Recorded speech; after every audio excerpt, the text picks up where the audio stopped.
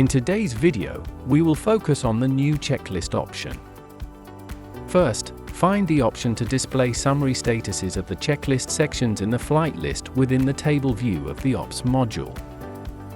Then, you will be able to enable multiple checklist indicators in the Ops view, each representing a summary of the corresponding checklist section. To activate this feature on your account, open the Checklist Statuses window in the three-dot filter, and in the new window check the boxes for the specific checklist sections you wish to display, such as Ops Security or Ops Arrival.